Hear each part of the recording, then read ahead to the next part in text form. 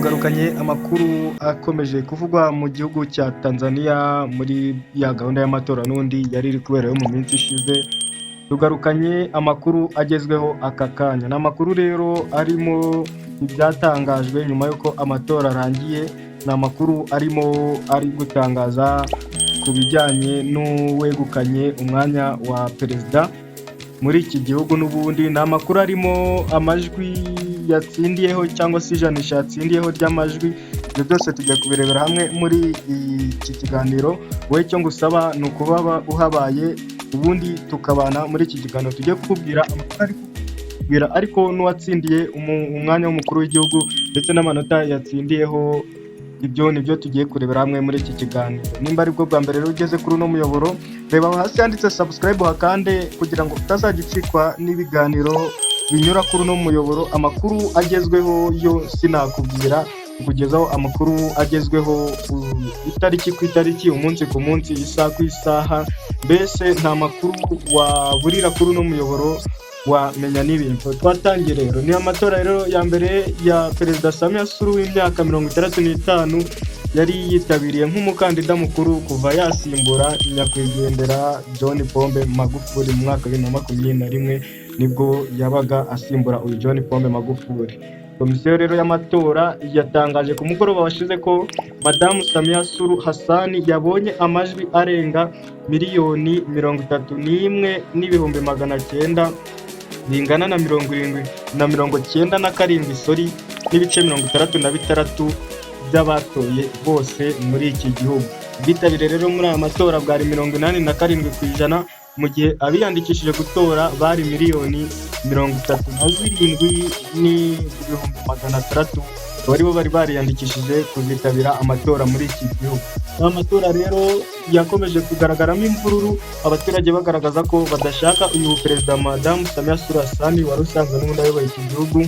Abaturage bo ubwabo ntibashakaga ko asubiraho. Habaye imyigaragambyo ikomeye, batwitse ibikorwa remezo, barangije ibintu byinshi, batwitse inzu n'imodoka wa perezida bashinja ko uyu mugore yita cyane ku muryango we kurusha abaturage b'igihugu. Baragenda baratwika ibindi bikorwa remezo bitandukanye. Akavuyo mbese kari kanini, kari kenshi muri iki gihugu n'ubundi cya Tanzania.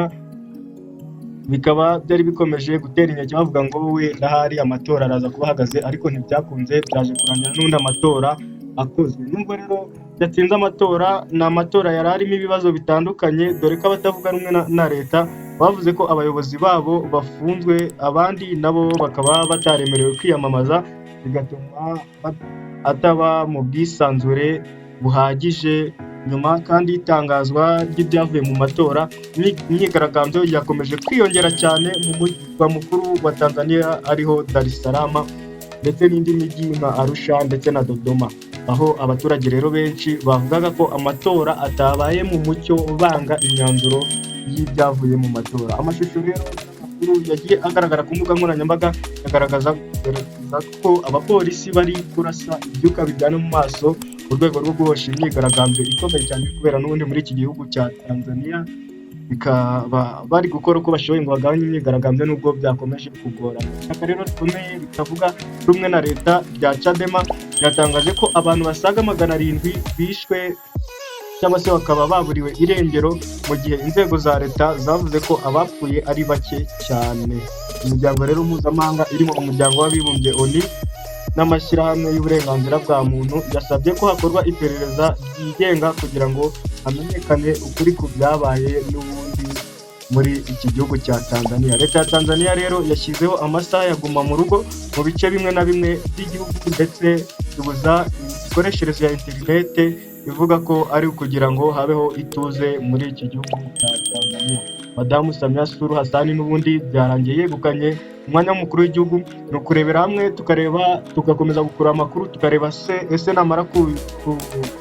namara kurahira hazakurikiraho iki, ese nicyo azahindura. Abaturage benshi cyane hafi ya bose ntibamushaka. Mbese ni ibintu bikomeye cyane muri Tanzania. Imyigaragambyo imeze nabi, bari gutwika, nta kintu na kimwe bafite hano muri Tanzania.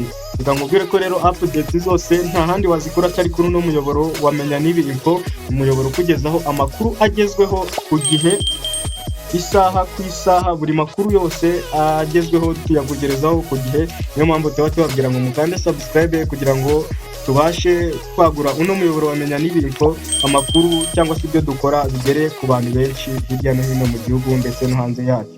Gushimira rero twabanye, amakuru yacu nakagaruka mu kanya turaje tukuzaniye n'andi makuru ari kuvugwa muri Tanzania. Dukomeje gukurura amakuru ari kuvugirwaho yo, ntago twicaye nubwo bigoye kuyabona, ariko turakomeza dukora uko dushoboye tubone ayo makuru. Ndagushimira rero twabanye na Menya n'Ibi Info, tubifurije gukomeza kugubwa neza.